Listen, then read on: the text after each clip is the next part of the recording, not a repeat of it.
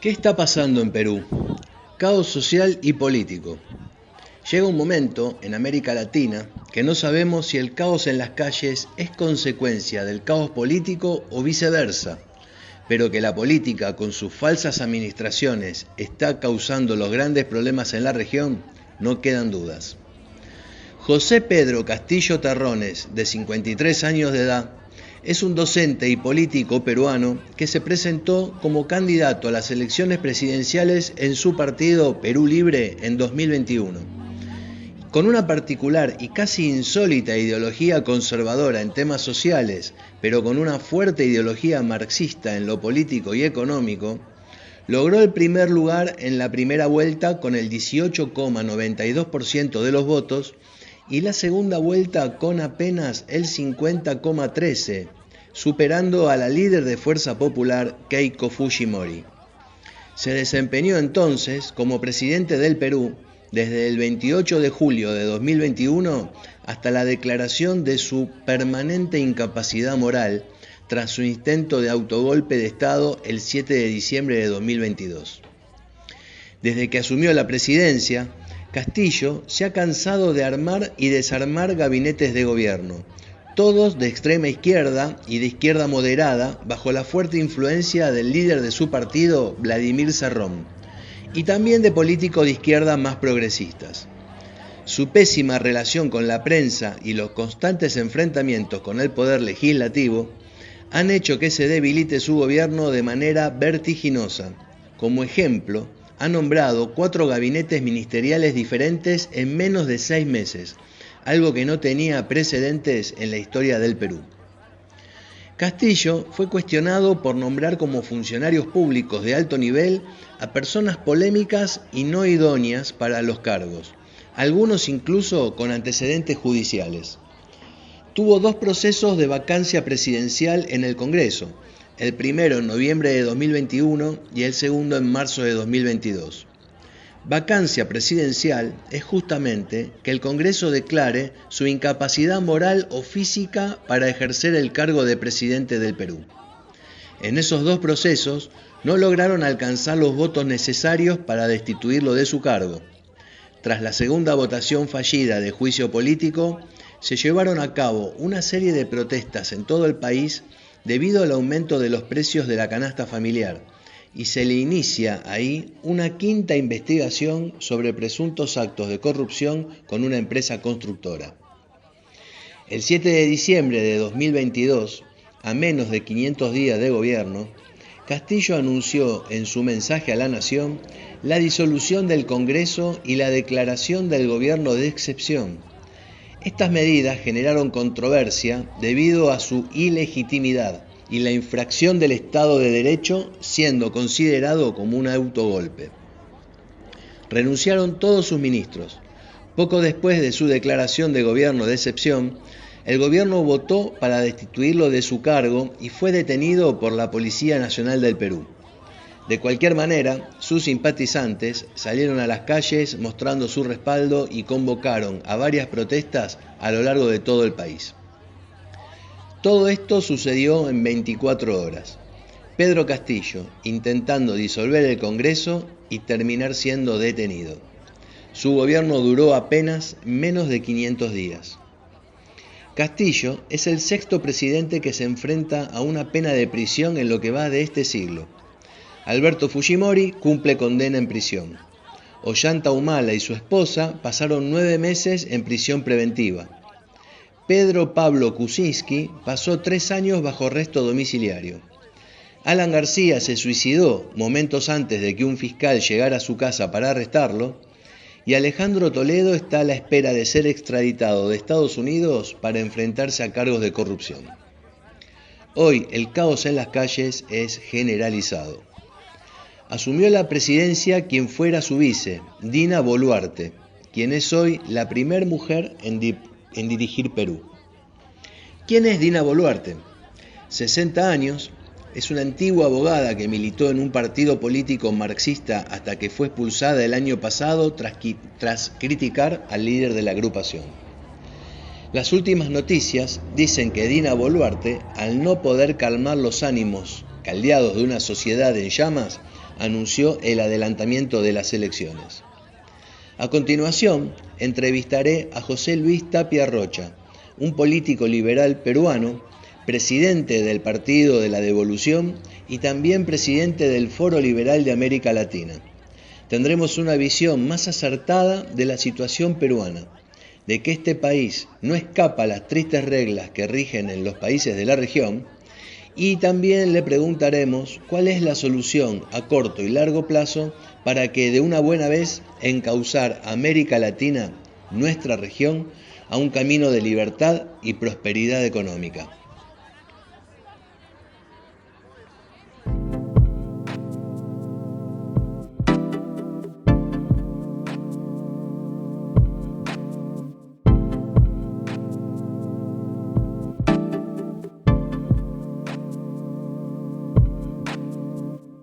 Tomamos la decisión de establecer un gobierno de excepción orientado a restablecer el Estado de Derecho y la democracia, a cuyo efecto se dictan las siguientes medidas: disolver temporalmente el Congreso de la República e instaurar un gobierno de emergencia excepcional.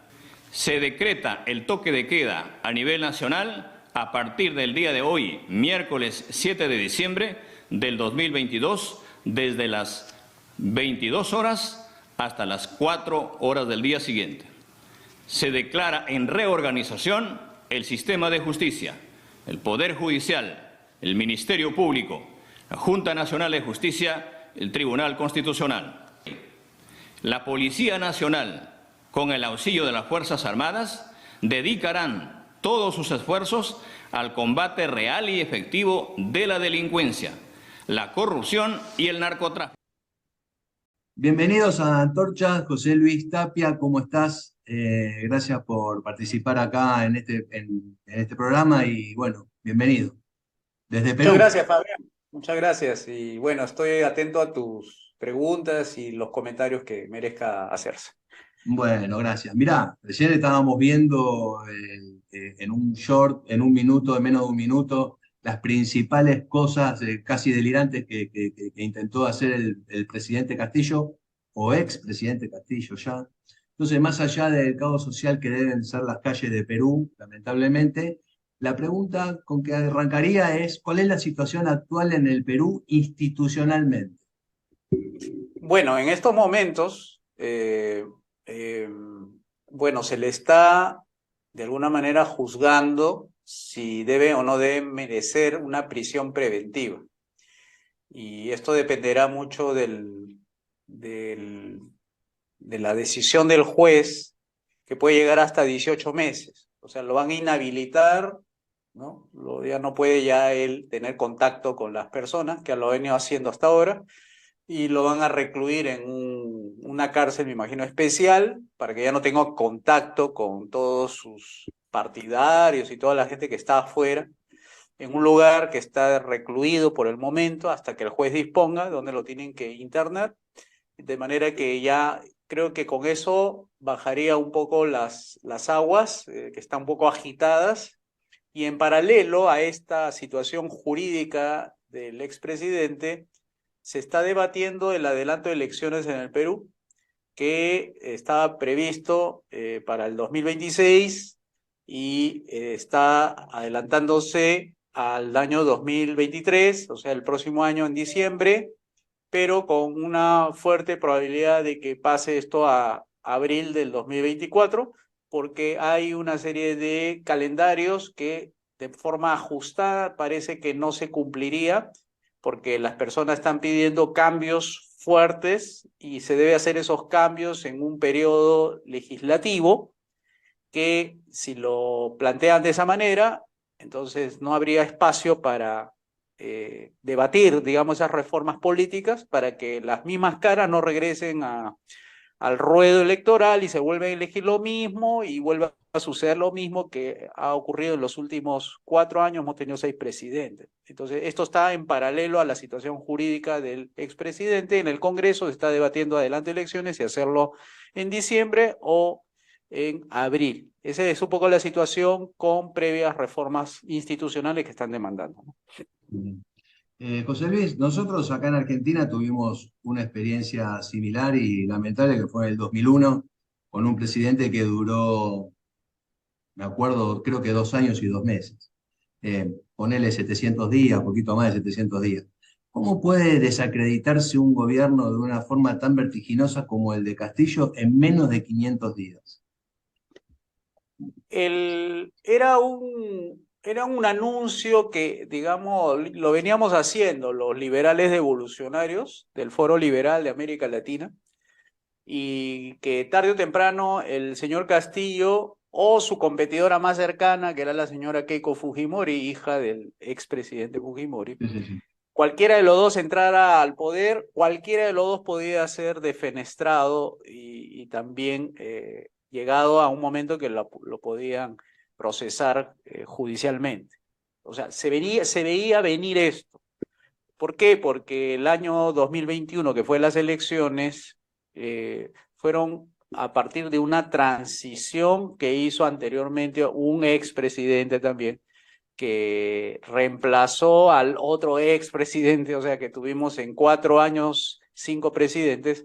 Entonces, esta inestabilidad política, producto de una ausencia de reformas, es lo que ha incubado y se ha desatado esto de una manera bastante agresiva desde el punto de vista del uso de la violencia en las calles, y también acelerada por su propio eh,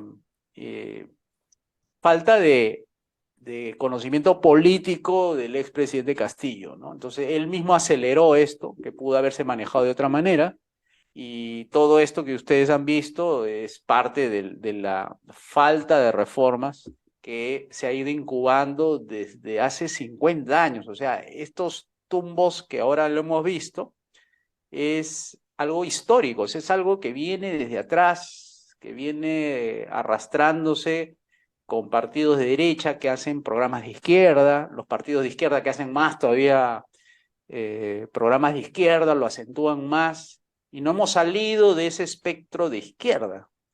Entonces, presidentes que gobiernan con programas de izquierda que se autodenominan incluso comunistas, etcétera, aceleran más. Entonces, creo que todo esto ha conllevado pues una bola de nieve que ha crecido, ha ido poquito a poquito.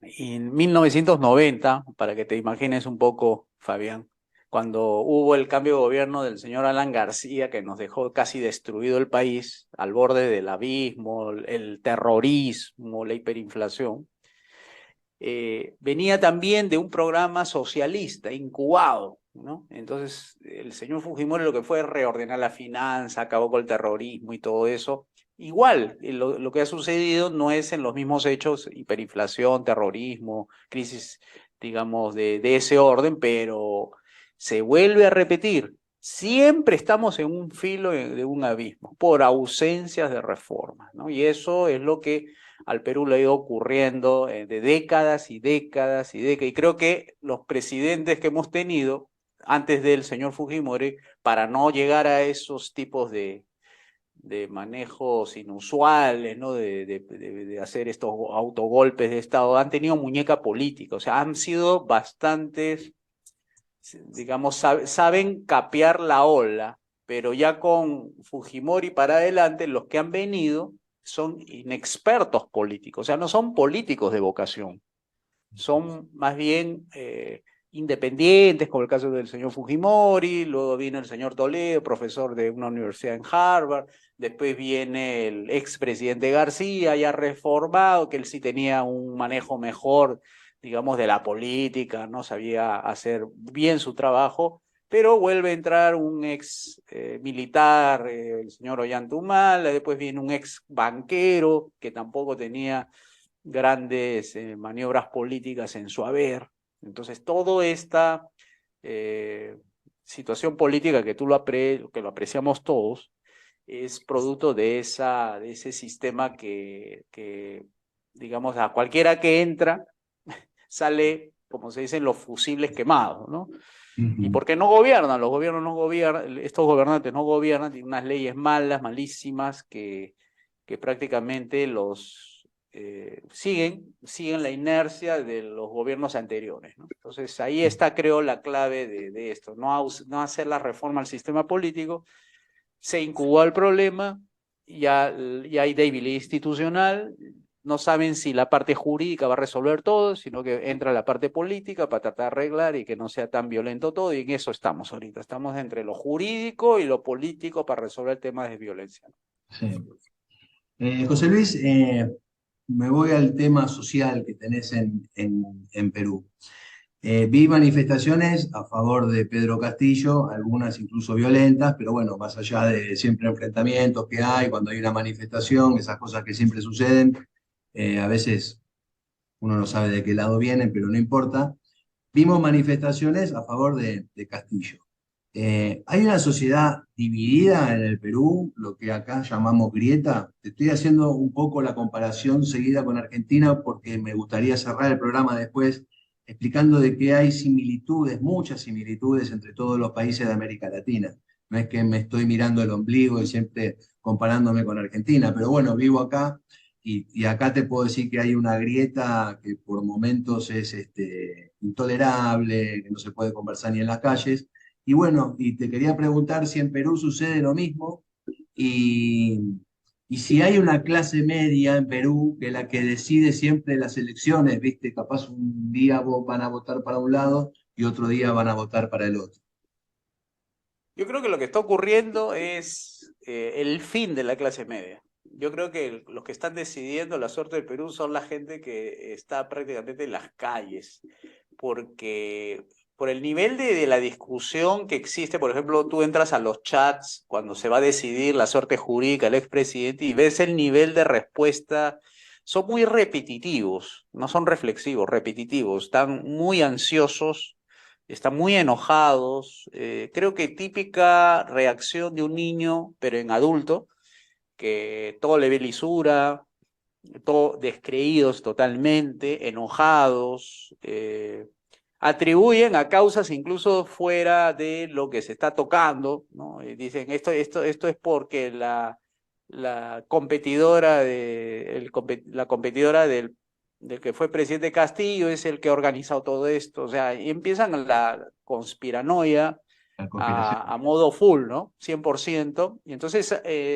ahí no hay un diálogo posible frente a un escenario de ese tipo, está crispado todo, y la clase media no está teniendo, creo, la altura necesaria como para apaciguar eso, ¿no? ¿Por qué?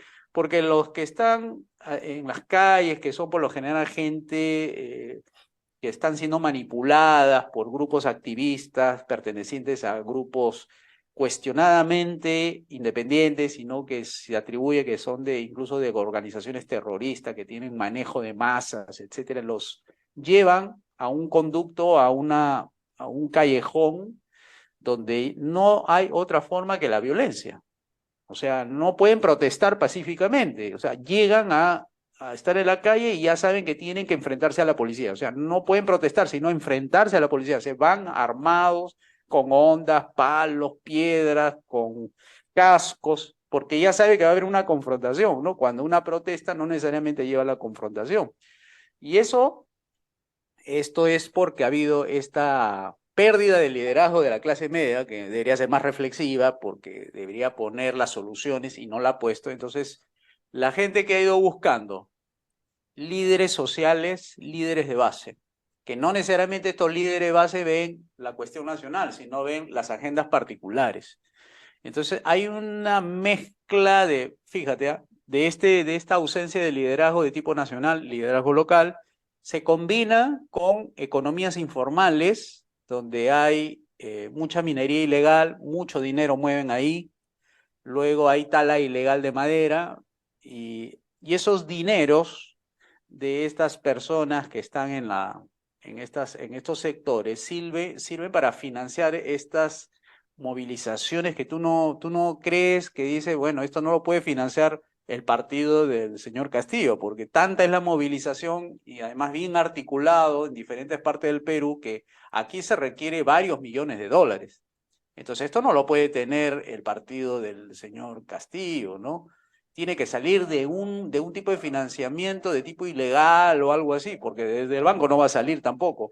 Entonces, ahí se ve la economía sumergida, la economía informal, en esas dos áreas donde se mueve mucho dinero y están colaborando, financiando, porque justamente lo que hace estos gobiernos que no han hecho reforma es no incluirlos, ¿no? Y si lo incluyen ya saben que va a tener que declarar y eso le llaman lavado de activos y todo eso. Entonces se mezcla liderazgos locales, grupos asusadores o grupos violentos que están combinados con organizaciones terroristas, economía informal, frustración, justamente de estas 5 reformas que no se han hecho, y el sistema político que está dañado, que no procesa las demandas porque tenemos un Congreso que apenas entran los congresistas se deslegitima. Entonces no hay canales de comunicación entre la clase media con la clase, digamos, más pobre, con la clase rica, porque el sistema los ha dividido y es una especie de apartheid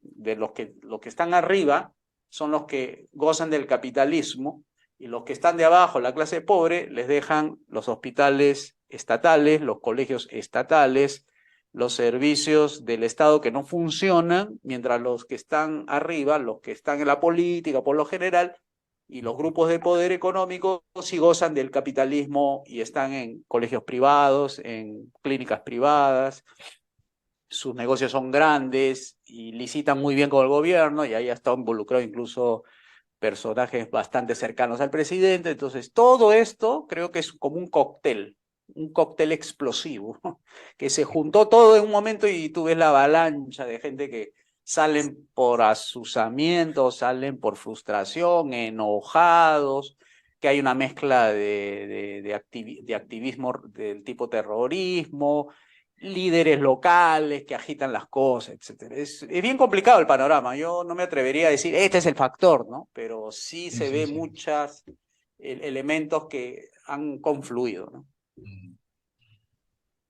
José Luis, en estos momentos se está desarrollando en Buenos Aires una reunión del Grupo de Puebla con todos los expresidentes.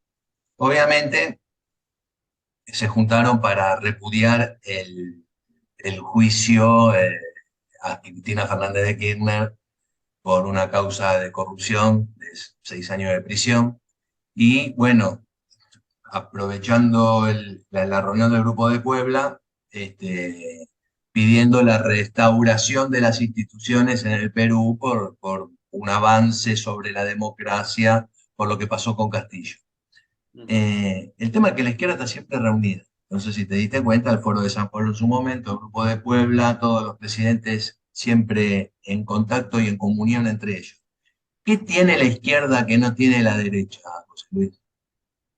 A ver, la izquierda tiene un trabajo de hace, creo yo, 80 años, 90 años. O sea, tiene un pasado que les asiste en la forma de su proceder. O sea, ellos no empiezan de la nada, ellos empiezan porque hay una tradición sindicalista, políticamente también, que han ido ganando terreno en diferentes lugares. Principalmente yo lo que veo es han hecho un trabajo excelente en las universidades.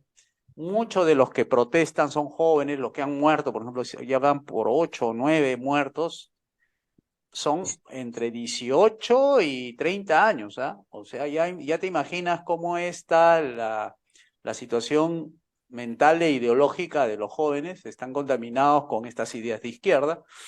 Eh, entonces, el trabajo lo están cosechando ahora. Eso es lo que tienen ellos, lo que no tiene la derecha. La derecha tiene más o menos una forma de pensar así. Con dinero creen que lo pueden resolver todo. Por ejemplo, te digo, las principales empresas mineras del país contratan antropólogos, contratan sociólogos. ¿Para qué? Un poco para hacer exploración social y determinen cuáles son aquellos frentes sociales, organizaciones sociales que pudieran tener problemas de lo que ellos le llaman la licencia social, ¿no? Que si no tiene aprobación de la gente, la mina no camina. Entonces, mueven muchos millones las empresas mineras, entonces contratan a estas personas. Pero cuando ya esos profesionales, ¿no? Sociales no pueden explicar cómo es que les salen después de haber hecho esa cobertura social, construyendo colegios, carreteras, hospitales, todo eso que le pide a veces la demanda social, le salen y le bloquean el proyecto ya una vez caminando. O sea, se aparecen otras organizaciones diferentes a las que existían en ese momento, que podían haber sido asociaciones de personas criaderas, de criadores de llamas o de vicuñas o de vacas, etc. Bueno, existía eso cuando ellos llegaron, los centros mineros, pero luego aparecen otros. Frente de Defensa de los Intereses de la Provincia de Islay. Por ejemplo, eso no estaba, pero apareció. Entonces, los sociólogos, los antropólogos, que con todos sus máster fuera del Perú, etcétera, no pueden advertir de lo que se ha formado, o por lo menos no lo supieron aconsejar bien. Entonces, los centros mineros, que creyeron que con dinero lo podían comprar todo, no se dieron cuenta que el trabajo no era sociológico, no era antropológico. El trabajo en realidad era político. Y eso la derecha cree que todo se resuelve con dinero. Entonces, ahí ves la orfandad que tienen la derecha, que si se quiere organizar políticamente, es que los mineros, los que tienen el dinero en estos momentos, no financian proyectos políticos de derecha, sino financian proyectos políticos de centro o de izquierda. Y por eso que se alimenta mucho el espectro político de partidos que están entre la centro y la izquierda. Y tú ves en el Perú la ausencia de partidos de derecha, porque como al comienzo dije, aquí los partidos gobiernan con programas de izquierda. O sea, la creación de más burocracia, de más regulaciones, etcétera. Todo eso lo hacen los programas de políticos de la derecha, que no deberían hacer eso. Y ellos son los culpables, y ahí viene toda la consecuencia que hemos visto, ¿no? Ellos son los culpables de habernos traído a un Castillo, a un Sagasti, a un Vizcarra, a un Kuczynski, a un Humala, a un Fujimori, a Abimael Guzmán, y todos los partidos que ahorita están saliendo a las calles a defender al expresidente Castillo, ¿no? Entonces, la derecha es la culpable de no haber hecho bien su trabajo político, no haber conversado bien con los que tienen intereses económicos, ¿no? Diciéndole que se necesitan reformas, ¿no? Las reformas, por lo menos la política, la económica, la educativa, de salud y pensiones, por lo menos liberales. No le han explicado y no han querido hacerlo por defender los intereses de las propias agrupaciones empresariales que demandaban no tocar el modelo económico. Entonces ahí estamos pagando las consecuencias. Tiene la izquierda todo y la derecha prácticamente no tiene nada. Entonces, ¿qué hacen los partidos de derecha? Tratan de asemejarse a los de izquierda para poder conversar. Entonces, cuando uno se encuentra en la derecha y trata de dialogar con la izquierda no quiere dialogar contigo, sino con el que se parece más a ellos, ¿no? Que son contrincantes muy débiles, además, ¿no? Porque le dan goleada permanentemente. Por ejemplo, ¿qué es lo que están pidiendo en las calles las personas ahora? Cierren el Congreso y Asamblea Constituyente. ¿Y cómo reacciona la derecha? Diciendo no. O sea, no a la Asamblea, no al cambio constitucional, no a todo. Entonces, ¿cómo queda la derecha? Como negativa, porque dice no y no propone nada, mientras la izquierda sí propone algo. Entonces la gente dice, si voy a reemplazar a un presidente por otro, este que me está diciendo no a la Constitución nueva, no a la Asamblea Constituyente, me parece un salto al vacío, porque no me propone nada a cambio, ¿no? Entonces no permite hacer el diálogo entre la izquierda y la derecha, sino entre la centroizquierda con la izquierda, ¿no? Por último, José Luis, y agradecerte por la charla que tuviste conmigo. Recién te hablé del Grupo de Puebla, ¿no? Porque, bueno, están reunidos acá en Buenos Aires. Háblame del Foro Liberal de América Latina. Okay, muchas gracias, Fabián. Bueno, nosotros estamos en una coordinación permanente con movimientos que son 5 reformistas, que son liberales clásicos de corte conservador, en Perú, en Guatemala, en Colombia y México. Ahorita son 4 y uno que se está adhiriendo, que es Uruguay. El trabajo coordinado significa en dar también la lucha contra el comunismo tipo Grupo Puebla, como tú bien lo has dicho ahí, se reúnen ellos, nosotros también nos vamos a reunir el próximo marzo 17 en México, en Puebla. Esa es como se dice, el equivalente. Ellos se reúnen en Argentina y nosotros nos vamos a reunir en Puebla, los liberales ahí en el 8º Foro Liberal de América Latina, que lo está organizando el movimiento político Liberemos México. Y a partir de esas reuniones, ahí trazamos estrategias de trabajo, ¿no? De trabajo político. Y entonces, en este foro que viene, vamos a tratar de desarrollar las soluciones que necesitan los países que he mencionado para hacerle frente al comunismo y al socialismo internacional, ¿no? Esto va a ser 2 días, una abierta al público y el otro cerrado de estrategias para los movimientos políticos, y se pueden ahí inscribir con el grupo Liberemos México, que está en Facebook, o liberemos.mx, que esa es su página web, y ahí están toda la información necesaria sobre quiénes somos nosotros, qué apunta el Foro Liberal. Después pasame todos los enlaces que lo pongo en la caja de descripción de este video. Sí, muchas gracias. Y bueno, entonces nosotros estamos en la tarea de hacer un combate también continental, ¿no? Continental. Hemos tenido entre los foros liberales al expresidente Václav Klaus, que él liberó del comunismo a su país, República Checa.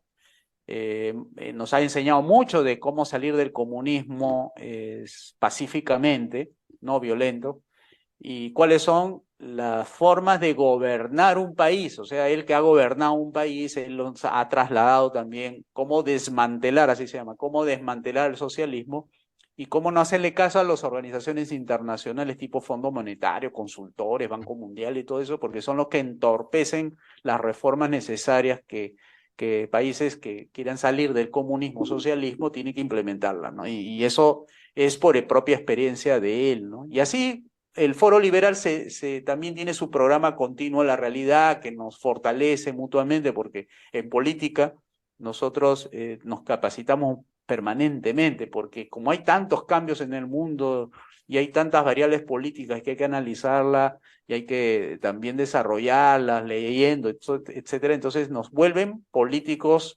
bastante analíticos, que tenemos que estar leyendo la realidad permanentemente. Entonces, eso nos ayuda a nosotros. Por ejemplo, cuando decimos Partido de Evolución de Perú, está inscrito en el Foro Liberal de América Latina, entonces no es que estamos solos, estamos en compañía de un movimiento, por lo menos continental, que está alimentándose mutuamente, como hacen lo de la izquierda, que se alimentan del Foro de Sao Paulo, el Grupo Puebla. Nosotros también nos retroalimentamos con los movimientos hermanos que tenemos en diferentes países en América Latina, ¿no? Bueno, en la próxima semana, si te parece, podríamos empezar a hablar un poquito sobre este foro que se va a realizar en marzo recién. Así que dentro de todo hay tiempo como para poder estar charlando de estos temas. ¿Te parece bien? Me parece bien, Fabián, y te agradezco por la oportunidad que nos das al Partido de Evolución de explicar un poco la situación y decirle a nuestros hermanos peruanos que se encuentran en Argentina que si alguna información necesitan de primera mano de lo que está ocurriendo en el Perú, que se contacte con nosotros, ¿no? Porque nosotros tenemos ahí las 5 reformas que va a sacar al Perú definitivamente del problema que está, digamos, ocasionando la izquierda en este momento, ¿no?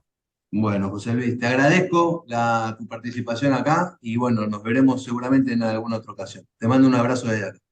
Muchas gracias.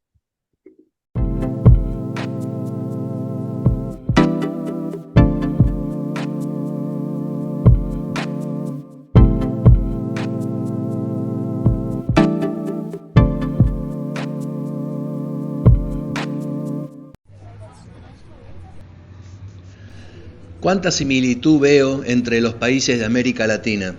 Siempre es más de lo mismo. Es como el cuento de la buena pipa. Tendremos que preguntarnos por qué la izquierda en América Latina está ganando últimamente en todos los países de la región. ¿Acaso la derecha se hace una autocrítica? ¿O simplemente denuncia corrupción y fraude? ¿Así piensan ganar elecciones? Y si las ganaran, ¿qué piensan hacer con la sociedad? ¿Pondrían en práctica las reformas que se necesitan para dar vuelta a esta historia? Si la izquierda busca empobrecernos, como vi recién un discurso de Nicolás Maduro en Venezuela, en donde se queda con el salario de los docentes, pero a cambio les regala un par de zapatos a solo $9, digo, si la izquierda busca empobrecernos, ¿la derecha tiene la fórmula para dar vuelta a todo este sistema tan perverso? ¿Cuáles son esas medidas? Son muchas preguntas, tantos interrogantes, y además, a todo esto, no veo una cohesión entre los partidos liberales de América Latina. Sin ir más lejos, en estos instantes se está desarrollando en Buenos Aires la cumbre del Grupo de Puebla, obviamente denunciando la atrocidad del juicio a Cristina Fernández de Kirchner y pidiendo la, comillas, restauración de la democracia, comillas, en el Perú, por lo que sucedió con Pedro Castillo. Ellos se reúnen, salen todos juntos en una foto, se muestran unidos, fuertes, preparados para la batalla cultural. Se sientan y tejen estrategias sobre cómo comunicar todas sus cuestiones. Están al tanto uno del otro como ninguno. Y mientras tanto, la derecha siempre esparcida y siempre dividida. Así va a ser muy difícil. En marzo se va a realizar el Foro Liberal de América Latina. ¿Alguien se va a ocupar de esto? ¿Alguien en este país le va a dar alguna importancia o relevancia a este foro? ¿O pasará sin pena ni gloria? Gracias por escuchar este programa y si te gustó, dale like, escribí tus comentarios porque así se genera debate y si es respetuoso, bienvenido sea. Suscríbete a nuestro canal de YouTube y activa las notificaciones para recibir información de nuestros futuros programas. Hombres y mujeres libres, es un verdadero placer hacer este programa y sembremos entre todos las semillas de las ideas libertarias. Pasen una buena semana, cuídense y viva la libertad.